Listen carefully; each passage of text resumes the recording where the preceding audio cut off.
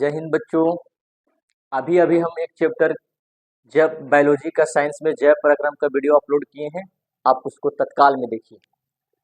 अभी तुरंत एक और वीडियो बनाते हैं मैथ का, क्लास 10th की मैथ, जो कि बच्चों को लगता है सबसे भारी चैप्टर यही है। तो आशा है कि आपको भी सबसे भारी चैप्टर लगता होगा। तो कौन सा चैप्टर अनुमान लगा ही लिए होंगे, त्रिकोणमिति, जो कि बहुत आसान चैप्टर है। लगता है भारी, लगता है शुरुआत में भारी लगेगा। हम ये नहीं बोल रहे हैं कि हम पढ़ा रहे हैं तो सबसे आसान हो जाएगा, ऐसा बात नहीं है। कठिन, लेकिन आप जब मेहनत कीजिएगा तो मेहनत के आगे तो कुछ नहीं है, सब फीका पड़ जाएगा। तो चैप्टर स्टार्ट करते हैं। क्लास 10th की एक चैप्टर है त्रिकोणमिति का परिचय। जरा देखो, आज पूरा इसका डिटेल वीडियो बनाएंगे और पूरा आप इसे कंप्लीट देखिए। नहीं देखिएगा फिर वही बात कि अगर पूरा कंप्लीट नहीं देखिएगा तो बीच में कौन सा टॉपिक कहाँ से निकल जाएगी आपको समझ ही नहीं आएगा। इसमें बच्चों फार्मूला हम बताएंगे 20, पूरा यहाँ पे याद हो जाना चाहिए, फार्मूला नोट पर याद हो जाना चाहिए। जिस तरह से कोई पूछेगा कि त्रिकोणमिति का सर कितने फार्मूला बताएं, तो आप बोलिएगा कि हम बोलते हैं, आप गिन लीजिए। जैसे कोई पूछेगा ना कि हमारे देश का एसोसिएशन जो संगठन है सार्क, अब सार्क में टोटल कितने देश है, तो उसको बोलिए, हम बोलते हैं, आप गिन लीजिए। मालदीव, श्रीलंका, भारत, पाकिस्तान, अफगानिस्तान, नेपाल, भूटान, बांग्लादेश। बोलिए कि हम बोलते हैं, आप गिन लीजिए। उसी तरह से त्रिकोणमिति का जितने भी फार्मूला है, कोई पूछेगा कि कितने फार्मूला होते हैं, तो बोलना है कि हम बोलते हैं, आप गिन लीजिए, और उसको गिनने के लिए बोल दीजिए।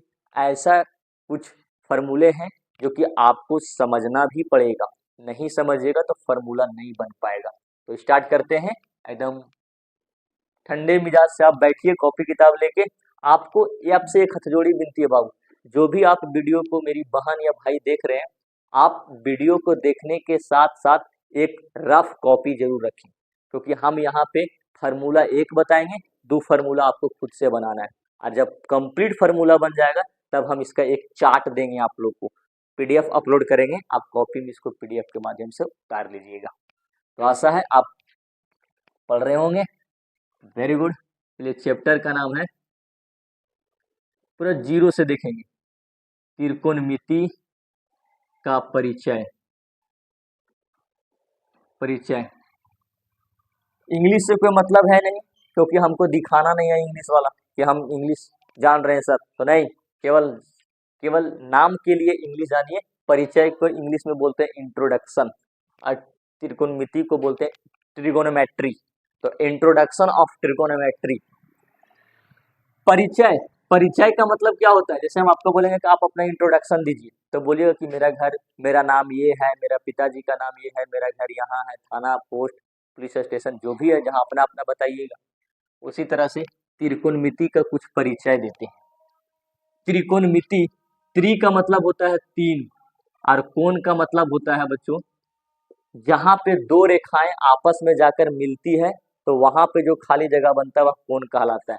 जैसे एक रेखा ये है और एक रेखा ये है, ये दोनों रेखाएं जाकर कहाँ पे मिले, कहीं ना कहीं एक मेन पॉइंट पर जाकर मिला, तो इन दोनों के बीच में जो खाली जगह हुआ वही कहलाता है कोण। क्या कहलाता है? कोण। और मिति का मतलब होता है मापना, मापना। तो 3 कोण को मापना ही क्या कहलाता है? त्रिकोणमिति। अब ये हुआ त्रिकोणमिति का परिचय। 3 कोण को मापना ही कहलाता है त्रिकोणमिति। और इस कोण को ना, हम लोगों को कोण को इस चैप्टर में कोण को इससे दिखाते हैं, और इसको बोलते हैं थीटा। थीटा। कोण को किससे दिखाते हैं? थीटा से दिखाते हैं। और थीटा को नापते हैं, मापते हैं, डिग्री में मापते हैं, और डिग्री को ऊपर में चंद्र बिंदु करके दिखाते हैं। डिग्री, डिग्री हुआ ये। तो 2 रेखाएं आपस में जाकर जहां मिलेगी उस खाली जगह को क्या बोलेंगे? कोण। और कोण को किससे दिखाते हैं? थीटा से। और कोण को मापेंगे किसमें? डिग्री में मापते हैं। जैसे आपके घर में अभी आम का सीजन है, तो आम को जिस चीज में रखें, टोकरी, और टोकरी में आम हुआ तो कहलाया आम, और आम को शेर तराजू पर बेच दिए, तो उसको बेच दिए अपना, तो वो हो गया मापे की। अच्छा, बेचे तो किस में बेचे, केजी में बेचे, पौआ में बेचे, तो आम अलग और उसको बेचे अलग, भले वही आंबा है लेकिन उसको बेचे अलग, तो बेचने का तरीका क्या कहलाया, केजी, किलोग्राम। उसी तरह ये कितना मुंह फाड़ा हुआ है ना, कितना जगह टाड़ा हुआ है, उस जगहिया को बोलते हैं थिट्टा, और कितना जगह टाड़ा हुआ है उसको मापने को बोलते हैं डिग्री। ये हुआ डिग्री और थिट्टा की कहानी। त्रिकोणमिति में बच्चों आप 9th क्लास में पढ़े होंगे त्रिभुज के बारे में। अब त्रिभुज में एक समकोण त्रिभुज के बारे में पढ़े होंगे, तो इस त्रिकोणमिति में जो ना पूरा कंप्लीट समकोण त्रिभुज के बारे में पढ़ना है। तो आप आशा है कि आप समकोण त्रिभुज के बारे में जानते होंगे, तो ठीक है, नहीं तो हम पूरा जीरो से तो हम स्टार्ट करेंगे। हम कोशिश करते हैं कि जीरो से ना बल्कि माइनस से लेकर चले बच्चों को, ताकि माइंड में दिक्कत ना हो। आइए अब यहाँ से हम लोग का थ्योरी स्टार्ट होता है पूरा डिटेल। त्रिकोणमिति में नाम ही बोला गया है तीन कोण, और तीन कोण तीन भुजा, तो त्रिभुज। तीन कोण, और उनमें भी त्रिकोणमिति में कौन सा कोण पढ़ना है, समकोण पढ़ना है। समकोण, समकोण त्रिभुज। समकोण त्रिभुज इंग्लिश में बोलते हैं राइट एंगल ट्रायंगल, समकोण त्रिभुज। आप सभी जानते हैं बच्चों कि समकोण त्रिभुज किसको बोलते हैं, तो वैसे त्रिभुज जिसका कम से कम कोण का मान कितना हो, एक ठो 90 डिग्री हो, तो एक हम समकोण त्रिभुज बनाते हैं। ये हुआ मेरा समकोण त्रिभुज, यहाँ से कॉपी में आप उतारना स्टार्ट कीजिएगा। ये हुआ समकोण त्रिभुज। पता कैसे चला सर कि समकोण त्रिभुज है, तो जहां पे दो ठो त्रिभुज का मतलब तीन भुजा, एक भुजा ए वाला हुआ, एक भुजा ए वाला हुआ, और एक भुजा ए वाला हुआ। बच्चों अब ए वाला एक भुजा, ए वाला एक भुजा, ए वाला एक भुजा, तो तीन भुजा हुआ, मतलब त्रिभुज हुआ। अच्छा, जहां पे दो भुजा आपस में मिलती है और जो खाली जगह बनाती है वही तो कोण कहलाता है। तो जरा देखो तो, ये वाला भुजा एक और एक दो, ये दोनों आपस में भुजा मिला तो एगो कोण बना, ये दोनों आपस में भुजा मिला तो ये कोण बना, ये दोनों आपस में भुजा मिला तो ये कोण बना। तो इसका नाम त्रिकोण भी हो सकता है, एकदम हो सकता है, होना भी चाहिए। जिस तरह से इसमें तीन भुजा है तो नाम इसका हो गया त्रिभुज, उसी तरह से तीन कोण है तो त्रिकोण भी होना चाहिए। और इसका मापेंगे भी, इसका नाप भी करेंगे, तो मिति करेंगे, तब हमको कोने पढ़ना है, कोने, तब ने नाम आ गया त्रिकोणमिति। ये हुआ त्रिकोणमिति। अब इसका नामकरण दे देते हैं ताकि बच्चों को समझने में आसानी हो। इसका नाम दे दिए ए, इसका नाम दे दिए बी, और इसका नाम दे दिए सी। समकोण त्रिभुज का एक स्पेशल खास बात है कि इसका बीच वाला कोण 90 डिग्री का होना चाहिए, 90 डिग्री का होना चाहिए। अब ये वाला कोण होना चाहिए 90 डिग्री का।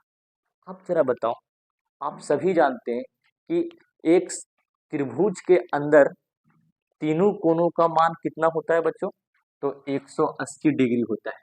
त्रिभुज का तीनों कोणों का मान कितना होता है, 180 डिग्री होता है।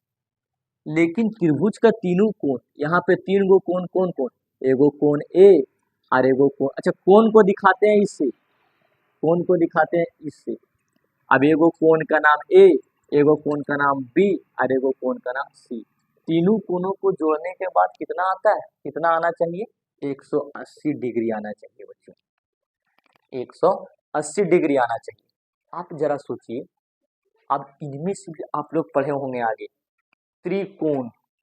अब इनमें से बताए होंगे बच्चे क्लास में, एक न्यून कोण होता है, एक अधिक कोण होता है, एक समकोण होता है। तो न्यून कोण किस कोण को बोलते हैं बच्चों, तो न्यून कोण वैसे कोण जिसका मान, न्यून कोण, न्यून कोण किसको बोलते हैं, तो न्यून कोण बोलते हैं वैसे कोण जिसका मान 0 डिग्री से बड़ा और 90 डिग्री से छोटा होना चाहिए। अब अधिक कोण, समकोण किसको बोलते हैं, समकोण जिसका मान 90 डिग्री होना चाहिए। अधिक कोण किसको बोलते हैं बच्चों? तो वैसे कोण जो 90 डिग्री से बड़ा और 180 डिग्री से छोटा होना चाहिए। तो आप जरा सोचिए कि ये जब त्रिभुज बनाए हैं और इस त्रिभुज में एगो कोण 90 डिग्री का है, तो बाकी दो गो कोण कितना कितना डिग्री का होगा? जरा सोचो कि सर एगो कोण तो यहाँ पे कोण बी 90 डिग्री है, कोण बी 90 डिग्री है सर, ठीक। और आप पहले बताए हैं कि तीनों कोणों का मान कितना होना चाहिए? 180 डिग्री होना चाहिए। तो जो कोण ए है सर और कोण सी कितना कितना होना चाहिए? आप कॉपी में लिखो तो खाली जगह छोड़े वहां पे हम बोले लिखने के लिए, वहां लिखो तो। तब ए का मान आप कोई बच्चा लिखेगा सर जब तीनों कोण को मान 180 डिग्री होता है सर, और आप पहले बता चुके हैं समकोण त्रिभुज है सर जिसमें एगो कोण 90 डिग्री का है, तो जाहिर सी बात है सर ई का कोण 45 डिग्री का होगा और ये भी कोण 45 डिग्री का होगा। तब 45 और 45 हो गया 90 सर, और 90 और 90 हो गया 180 सर। लेकिन ऐसा भी तो हो सकता है बच्चों कि बच्चा सोचता होगा सर एगो हम कोण लेंगे 60 डिग्री सर, एगो लेंगे 30 डिग्री सर, ये भी जोड़ेंगे तो भी 90 होगा सर। सही बात है, ये भी होगा। अच्छा, कोई बच्चा बोलेगा सर एगो हम लेंगे 89 डिग्री सर और एगो लेंगे 1 डिग्री सर, ये भी सही। अब कोई बच्चा बोलेगा सर हम एक लेंगे 50 डिग्री सर और एगो लेंगे 40 डिग्री सर, ये भी ले सकता है। तब 50 और 40 आ तो फिर इला 50 होगा, आ तो फिर 40 होगा, आ तो फिर 50 होगा, आ तो फिर 40 होगा। तब नहीं 50 और 40 90 और 90 और 90 180 होगा। लेकिन एक चीज इसमें आप दिमाग लगाए होंगे, सोचे होंगे कि आप जो भी कोण लिए होंगे ना, आप जरा बताइए यहाँ पे 50 और 40 लिए, 89 और 1 डिग्री लिए, 60 और 30 डिग्री लिए, ये 90 से बड़ा लिए हैं कि छोटा लिए हैं? सोचो तो, ये जितने भी कोण लिए बच्चों 90 से तो छोटा लिए हैं, लेकिन 0 डिग्री से बड़ा लिए हैं। लिए कि नहीं? सोचने वाली बात है कि जितने भी कोण लिए हम वो 90 डिग्री से तो छोटा लिए हैं, लेकिन 0 डिग्री से बड़ा लिए हैं। और जरा सोचिए तो, अभी हम बताएं कि वह वैसे कोण जो 0 डिग्री से बड़ा और 90 डिग्री से छोटा हो, कौन सा कोण कहलाएगा बच्चों? न्यून कोण कहलाएगा। इसका मतलब एक समकोण त्रिभुज में अगर एगो कोण 90 डिग्री का है तो बाकी दोनों कोण जो होगा वो न्यून कोण होगा।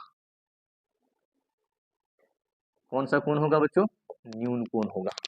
तो एक समकोण त्रिभुज में अगर एगो कोण 90 डिग्री का होगा तो बाकी जो दो ठो कोण बचा वो कितने डिग्री का होगा? वो तो न्यून कोण होगा। क्यों न्यून कोण होगा? क्योंकि न्यून कोण ये दोनों को मान लेंगे ना सर तो 180 ही आना चाहिए तीनों जोड़ने के बाद। तो ये तो 90 पहले से है सर, तो 45 45 लेंगे तो फिर 60 30 लेंगे, तो ये दोनों को जोड़ने पर 90 ही आना चाहिए, तब ना 90 90 180 होगा। तो दो कोण को जोड़ेंगे तो 90 उससे कम कम लेना पड़ेगा ना, तो 90 डिग्री से कम लेंगे और 0 डिग्री से बड़ा लेंगे, तब कहीं ना कहीं दोनों जाकर न्यून कोण ही कहलाया। आपको इसमें किसी को दिक्कत? ये हम लोगों को क्लास 9th में ही पढ़ना था पूरा डिटेल। अब ये हुआ समकोण त्रिभुज की दो, एक समकोण कोण रहेगा तो दो ठो न्यून कोण रहेगा एक त्रिकोणमिति में। इतना में किसी को दिक्कत है बच्चों? नहीं ना? आगे बढ़े हम? ठीक है, बढ़ते हैं। इतना में किसी को दिक्कत नहीं है? आगे बढ़ते हैं।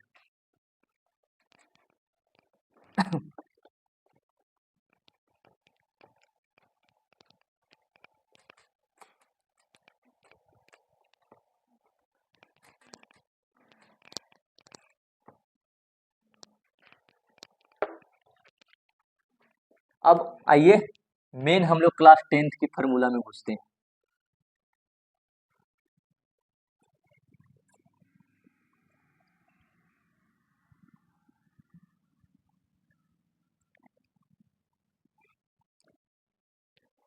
ठीक, इसका नाम लिखे थे ए और इसका नाम लिखे थे बी और इसका नाम सी।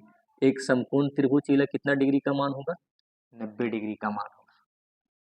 ठीक, अब जो बच्चों यहाँ पे ना कुछ कॉन्सेप्ट आपको समझना पड़ेगा कि जो समकोण त्रिभुज होते हैं बीच का कोण 90 डिग्री, बाकी ओठी पोठी अगल बगल की कोण न्यून कोण होना चाहिए, मतलब 0 डिग्री से बड़ा और 90 डिग्री से छोटा। अब कितना आदमी सुनेगा, हम लोग को चैप्टर में ही ना पढ़ते पढ़ते पागल हो जाएगा त्रिकोणमिति।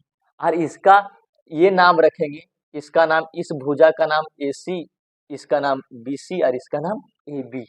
तब इसका तो याद करते करते मुंड खराब हो जाएगा। तब इसके लिए वैज्ञानिक मैथ लोगों ने, मैथ वाले जो साइंटिस्ट हैं, जो महान महान गणितज्ञ थे, उसने इसका अलग नाम रख दिया। तब उसने रखा कि एक जो समकोण त्रिभुज होगा ना, उसमें 3 भुजा होगा और तीनों भुजा का अलग अलग नाम होगा। ये हम नहीं बोल रहे, कि कोई गणितज्ञ लोग बोले थे, और उसमें बोले थे कि तीनों भुजा का नाम अलग अलग होगा।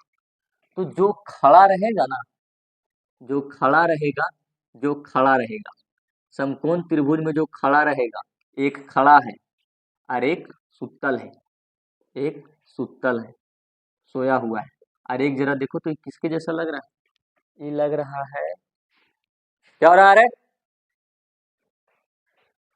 एक खड़ा है, ये किसके जैसा लग रहा है? अच्छा, ये लग रहा है पुष्पा। पुष्पा पिक्चर में देखें, ऐसे करके जो खड़ा रहता है, जो इस तरह चलता है करके, हाँ, तो ये लग रहा है इसी का जैसा। तो एक इसको लिख देते हैं, इसको समझने के लिए, क्या चीज? पुष्पा। हाँ, पुष्पा, वेरी गुड, पुष्पा, पुष्पा राज।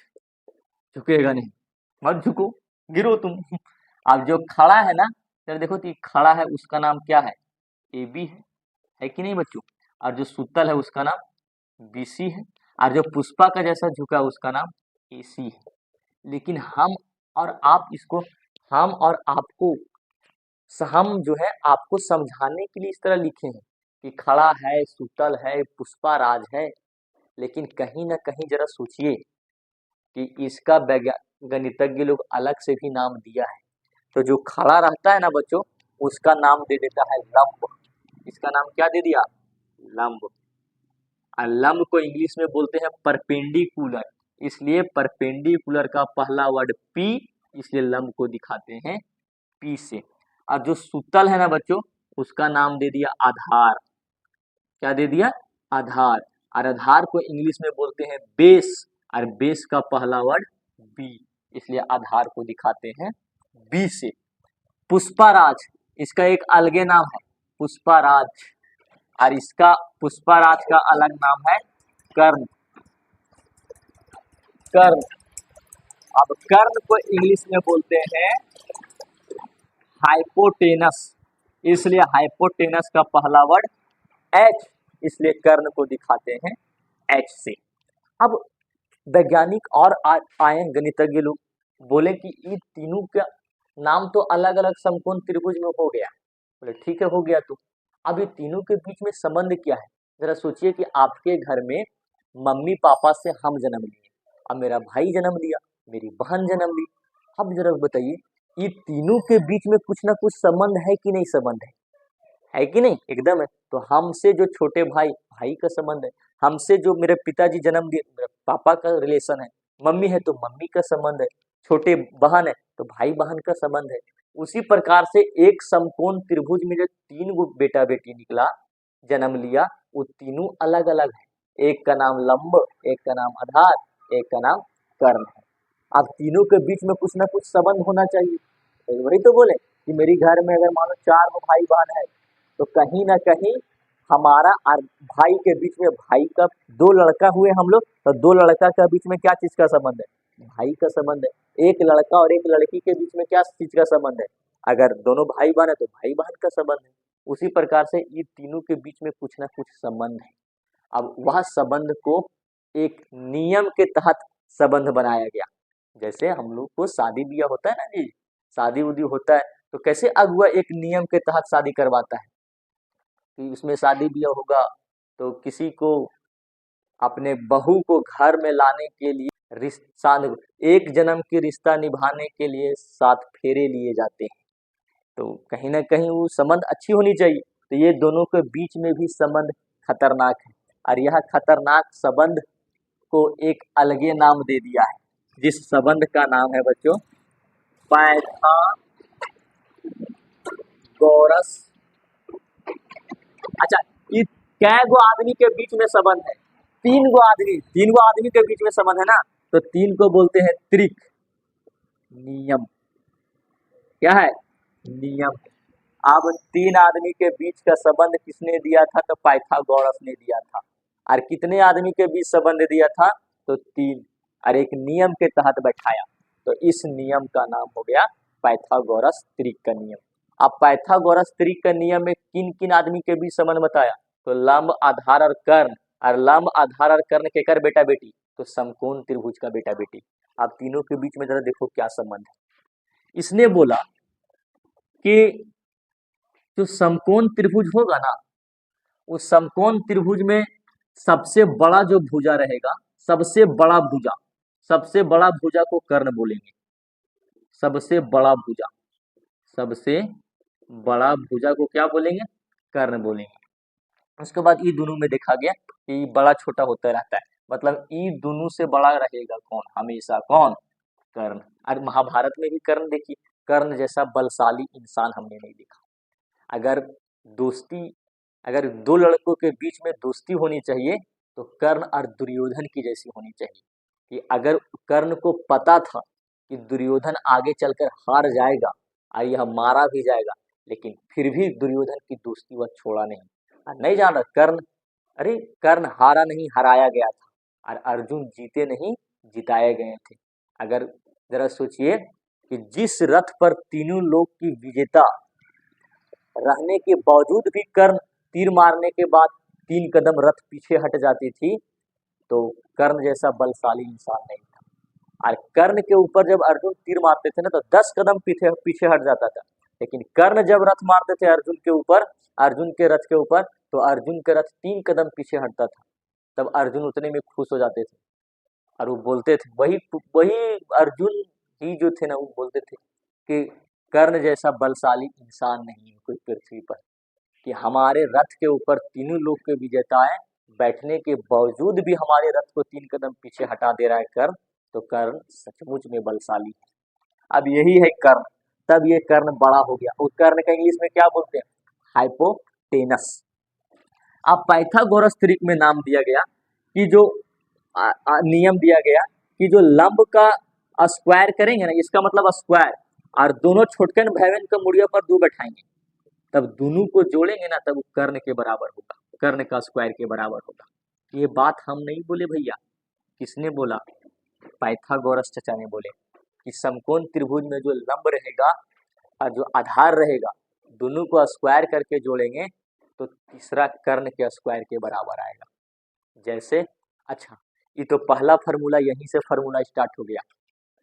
अब जरा सोचो, अभी लंब का स्क्वायर प्लस आधार का स्क्वायर बराबर कर्ण का स्क्वायर। तो जरा आप सोचिए बच्चों, तो लंब का स्क्वायर बराबर क्या चीज होगा? तो कर्ण, ये प्लस में उसट जाएगा तो माइनस में होगा। तो यहाँ पे आपको फार्मूला लिखना है, ये प्लस में उसट जाएगा तो माइनस में, तो हो जाएगा कर्ण का स्क्वायर माइनस आधार का स्क्वायर।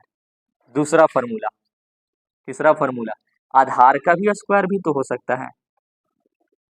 आधार का स्क्वायर बराबर क्या होगा? आधार यहीं पे रहेगा और ये लंब प्लस में उसट जाएगा तो माइनस में, यहाँ हो जाएगा कर्ण का स्क्वायर और माइनस में लंब का स्क्वायर। ये 2 फार्मूला आपको कॉपी में ईमानदारी से लिखना है। आशा है कि आप लिख लिए होंगे। अब इसका हम एक एक एग्जाम्पल समझाते हैं। एग्जाम्पल, मान लो बच्चों, ये एक समकोण त्रिभुज है, यहाँ पे 90 डिग्री ए, बी और सी। समकोण त्रिभुज में जो लंब होगा वो तो ए बी कहलाएगा और आधार जो होगा वो बी सी कहलाएगा। तो मान लिए कि लंब जो है 3 है और आधार जो है वो 4 है, तो ए बी 3 हुआ और बी सी 4 हुआ। तब हमको ई वाला निकालना है। निकाल के जरा दिखाओ तो। हम निकालते हैं, चलेंगे कौन सा नियम से? पाइथागोरस त्रिक के नियम से। और पाइथागोरस त्रिक का नियम में बोलता है लंब का स्क्वायर। तो लंब कितना है? ए बी का स्क्वायर है, प्लस आधार का स्क्वायर, आधार कितना है? बी सी का स्क्वायर है, और कर्ण का स्क्वायर, कर्ण कितना है? ए सी का स्क्वायर है। ए बी बराबर कितना है बच्चों? तो 3, और मूला पर कितना है? 2, प्लस बी सी बराबर 4 और मूला पर कितना है? 2, और ए सी निकालना है कि नहीं? तो 3 का मूली पर 2, तो 3 तिया 9, 4 का मूली पर 2, तो 4 चुके 16 और AC स्क्वायर हो जाएगा। अब 16 और 9 कितना हो गया 25 और ये हो जाएगा AC स्क्वायर। अब किसी का भी सामने स्क्वायर रहता है ना तो स्क्वायर हटाने के लिए इसका रूट में डाला जाता है 25। तो AC बराबर कितना हो गया बच्चों 5। कितना हो गया 5। हम लोग बचपन में हम लोग खेलते थे, उसको बोलते थे बोलो 5, तो हम लोग मजा लेते थे गाना पकड़ के नाच तो नाच। अभी अभी वो AC बराबर कितना हो गया 5। अब जरा सुनिए कि एक चीज और इसमें सोचने वाली बात है कि सर AB हुआ मेरा 3, AB लिखें, BC लिखें और AC लिखें। तो AB आप लाएं 3 सर और BC ला दिए 4 सर और AC लाएं 5 सर। इसका मतलब क्या हुआ बच्चों कि अगर मेरा पहला विषम संख्या होगा और पहला विषम संख्या होगा लंब में तो दूसरा एकाक अंक बढ़ के चल जाएगा लंब आधार और कर्ण। जरा सोचो तो तब ये पूरा नियम इस पर नहीं समझ में आया। जैसे सर यहाँ पे AB आया 3 सेंटीमीटर, BC आया 4 सेंटीमीटर, तो AC आ गया 5 सेंटीमीटर सर। तो क्या सर ये वाला रेगुलर होते चल जाएगा? जैसे यहाँ 3 लिखे तो 3 एक सम संख्या की विषम संख्या, विषम संख्या होगा तो एक और लेते हैं तो सर 5 लीजिए तो सर 5 ले लिए, 5 से एक और आगे 6 और एक और आगे 7। तो क्या सर अगर लंब हम 5 सेंटीमीटर लेंगे और आधार 6 सेंटीमीटर लेंगे तो क्या मेरा कर्ण इतना आएगा? जिंदगी में नहीं आएगा। जरा लेके देखो तो देखो ना 5 का स्क्वायर करेंगे तो लंब बराबर मान लो 5 लिए तो 5 पचे 25 और 6 छके 36। अब इसको रूट में डाल देंगे तो 6 और 5 11, 3 और 2 5, 5 और 1 6। क्या 61 7 का वर्गमूल होता है? कभी नहीं होता है। इसका मतलब ये वाला नियम इस पर लागू नहीं होगा। तब कौन सा नियम लागू होगा सर? जरा देखो, देखिए यहां से जरा देखो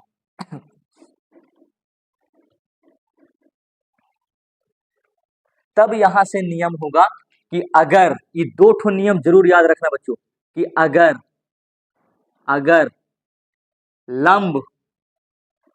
लंब आ तो फिर आधार विषम संख्या है और वह 3 से बड़ी विषम संख्या है, 3 से बड़ी वाला विषम संख्या है, तब ये वाला फॉर्मूला लाइज करेगा। कौन वाला? x और x स्क्वायर माइनस 1/2 और x स्क्वायर प्लस 1/2, ये वाला फॉर्मूला लाइज करेगा। अब ये वाला फॉर्मूला पर ये वाला पूरा बन जाएगा। क्या सर हमको एक जरा सा नहीं समझ में आया सर, एकदम फिर से एकदम इत्मीनान से बताइए सर। आप जरा सोचो कि हम लंब लिए थे 3, आधार लिए थे 4, तब कर्ण कितना आ गया 5। अगर लंब या तो फिर आधार विषम संख्या है और विषम संख्या में भी कहां से स्टार्ट होनी चाहिए बच्चों? तो 3 से स्टार्ट होनी चाहिए। तब ये वाला फॉर्मूला जो है ना, दिमाग में मेरा बात को धेजा में घुसा लेना, ये वाला फॉर्मूला लाइज कर जाएगा, फॉलो हो जाएगा। कैसे सर? तो सर x बराबर 3 लीजिए तो सर x बराबर 3 ले लिए। अब x देखो, x बराबर हम कितना लिए हैं 3 लिए हैं। अब इस वैल्यू पर बैठा दो, 3 लिए हैं तो 3 का स्क्वायर हो जाएगा और माइनस में 1/2 और यहाँ पे बैठा दो 3 का स्क्वायर हो जाएगा और प्लस में 1/2। अब 3 का 3 और 3 तिया 9 और 9 में से 1 गया तो 8, अब 8/2 और 3 तिया 9, 9 और 1 10, 10/2। अब यहाँ से 3 2 चौके 8 और 2 पचे 10। जरा देखो तो लंब 3 आधार 4 और कर्ण 5 आ गया बच्चों। किसी को दिक्कत नहीं ना? अब तो सर क्या ये वाला हमको फिर से नहीं समझ में आया सर? एक बार फिर से समझाइए सर प्लीज सर, फिर से देखो समझ में कैसे नहीं आएगा। अभी हम बोले कि ये वाला पर लाने के लिए ना आपको कुछ नियम लगाना पड़ेगा और फॉर्मूला यही वाला रट लेना बाबू, कसम खाकर बोल रहे हैं, ये फॉर्मूला याद रहेगा ना तो तुमको दिक्कत नहीं होने वाला है। x अभी हम बोले कि सर कि मान लो कि सर यहाँ पे आप दे दिए, यहाँ पे मान लो कि समकोण त्रिभुज में आप दे दिए, मान लीजिए सर यहाँ पे समकोण त्रिभुज में आप दे दिए 5 सर, कितना दे दिए 5। अब हमको सर ये दोनों, ये अगर यहाँ पे हम सर 5 दे दिए हैं तो अब हमको ये दोनों निकाल के दिखाइए सर, जरा निकाल के दिखाओ तो, है दम? नहीं सर, क्योंकि पाइथागोरस नियम में ई वाला फॉर्मूला इस पर बनाइएगा तो नहीं बनेगा, केवल 5 दिया है तो निकाल के जरा दिखाओ तो, नहीं निकलेगा। तब इसके लिए ये वाला फॉर्मूला काम करेगा, क्योंकि 5 लिखे हैं सर, तभी दोनों कितना होगा सर, जरा निकालो तो। अभी हम बताएं बचवा कि जब भी ये वाला फॉर्मूला लाइज करेगा तो विषम संख्या पर लाइज करेगा, तो जरा देखो तो विषम संख्या 5 है सर, इस पहला कंडीशन फॉलो। दूसरा, जब भी फॉर्मूला लाइज करेगा तो 3 से बड़ा होना चाहिए, तो 3 से बड़ा है 5 है सर, इसका मतलब x बराबर कितना बैठाएंगे 5, x बराबर 5। अब x बराबर 5 बैठा दिए पहला, और दूसरा में क्या है x स्क्वायर माइनस 1, तो 5 का स्क्वायर और माइनस में 1/2। अब यहाँ पहले बैठा दो 5 का स्क्वायर और प्लस में 1/2, तो 5 का 5, 5 पचे 25, और 25 में 1 गया तो 24, और 24/2, 5 पचे 25, 25 और 1 26, 26/2, काटो तो 2 से 12 बार में कटा और ये कट गया 13 बार में, तो कितना आ गया, एक आ गया 12 और एक आ गया 13। तो ये तो पहले से था 5, और हम बोले हैं कि तीनों में जो सबसे बड़का रहेगा कौन क्या कहलाएगा, कर्ण कहलाएगा, तो एक आ गया 5, तो दूसर का आएगा 12 और तीसर का आएगा 13। अब जरा ये वाला फॉर्मूला पर बैठा के देखो तो 5, 12 और 13 आ रहा है, एकदम आ जाएगा, जरा देखो तो। लंब है 5 तो लंब ए बी का स्क्वायर, प्लस ये है 12 तो 12 का स्क्वायर, और यहाँ पे ए सी कर्ण का स्क्वायर, 5 पचे 25 और 12 12 144 बराबर ए सी का स्क्वायर 144 और 25 169, और ये हो गया ए सी का स्क्वायर, तो स्क्वायर हटेगा तो इस साइड आएगा 169/13। मतलब मेरा फॉर्मूला बिल्कुल सही है। तो आपका होमवर्क है, आपका होमवर्क क्या है कि हम यहाँ पे एक समकोण त्रिभुज बनाते हैं जो आपको आगे चल के निकाल के आना है। इसका नाम ए, इसका नाम बी और इसका नाम सी, इसका मान लो 7 है, तो ये दोनों निकालना है, निकल जाएगा। चलो वीडियो पॉज करो, पॉज कर लिए और बनाइए इसको, बन गया, चलो रेडी रेडी, चलो हम बनाते हैं अब।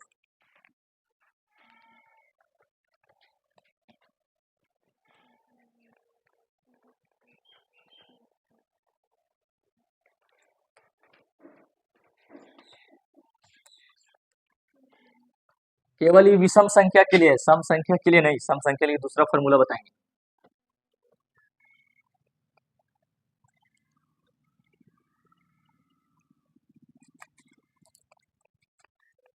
एक बच्चा का कहना है सर हमको नहीं समझ में आया सर, एक बार शुरू से फिर से बता दीजिए सर प्लीज सर, हमको नहीं समझ में आया सर, फिर से देखो रे बकलोल, यही वाला क्वेश्चन को हम बनाते हैं, ये वाला पहले फार्मूला लिख दो सर, एक्स स्क्वायर माइनस 1/2 और एक्स स्क्वायर प्लस 1/2, क्या ये सम संख्या लिए कि विषम संख्या के लिए, विषम संख्या के लिए, पहला कंडीशन है बच्चों, यह विषम संख्या के लिए होना चाहिए। विषम संख्या में भी कौन वाला, विषम संख्या तो फिर लंब होना चाहिए, तो फिर आधार होना चाहिए, बाकी दूसरा नहीं।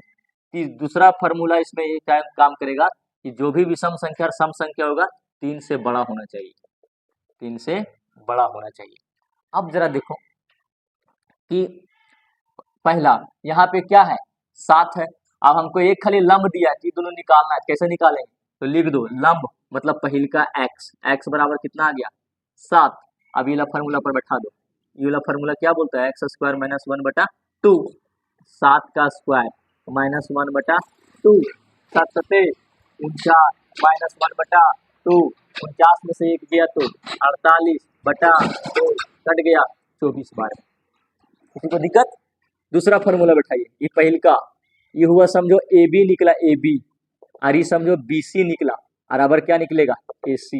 ए सी के लिए क्या फॉर्मूला है, एक्स स्क्वायर प्लस 1/2, एक्स का मान 7 का स्क्वायर प्लस 1/2, 7 सते 49 और बटा 1/2, 49 और 1 50/2 कट जाएगा, कितना बार 25, इसका मतलब ये हुआ 7 तो ये हुआ 24 तो ये हुआ 25, जरा करके देखो तो AC का स्क्वायर प्लस BC का स्क्वायर बराबर क्या आना चाहिए, AC का स्क्वायर आना चाहिए।